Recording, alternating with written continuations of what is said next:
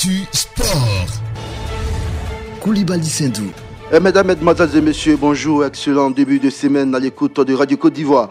Vainqueur de la CAN de Beach Soccer en 2015, Madagascar a bien débuté l'édition 2018 dimanche en Égypte en disposant de la Côte d'Ivoire sur le score étriqué de 4-3.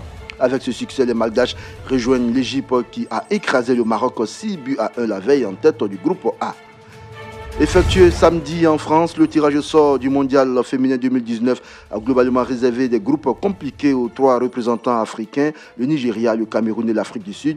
À moins de 8 mois du coup d'envoi de ce mondial, programmé du 7 juin au 7 juillet prochain en France, le tirage au sort de la phase de groupe avait lieu, je l'ai dit samedi, et une fois encore, la partie s'annonce corsée pour les 3 ambassadeurs africains.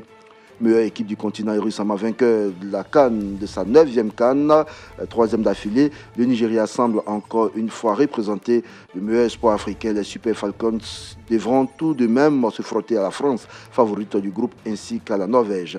Pour sa 2e participation à la compétition, le Cameroun, 8 fois finaliste de la compétition, n'a qu'en lui été gâté puisque les Lions héritent de 2 nations émergentes, le Canada qui a décroché le bronze au JO de 2016 et les Pays-Bas vainqueurs de l'Euro 2017.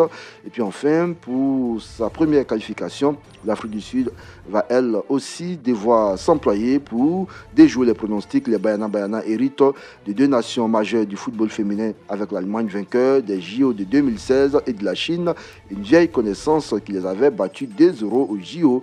La 3e équipe du groupe, voilà, c'est l'Espagne qui est moins habituée dans cette compétition. Et puis on parle de football en Europe, si vous voulez, en Amérique. River Plate a remporté sa 4e Copa Libertadores en renversant Boca Juniors hier, 3-1 après prolongation au thème d'une finale très disputée. Rappelons que lors de la manche allée, les 2 équipes s'étaient quittées 2-2. La finale s'est disputée hors du territoire argentin, précisément en Espagne, au stade de Santiago Bernabéu.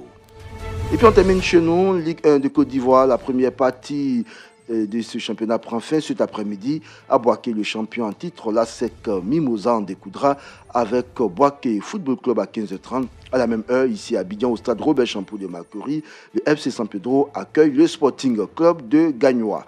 Rappelons que samedi, l'ASSO a confirmé son statut de leader en terminant champion de Côte d'Ivoire mi-parcours. Les Sondians ont étrié 3-1 leur dauphin, le Racing Club d'Abidjan. Puis hier, l'Africa a battu la formation du Williamsville Athletic Club 1-0. Fin de ce rendez-vous d'Actu Sport. Merci de nous avoir suivis. Restez à l'écoute de la station numéro 1 sur l'info et le sport. Radio Côte d'Ivoire, Abidjan 88.fm.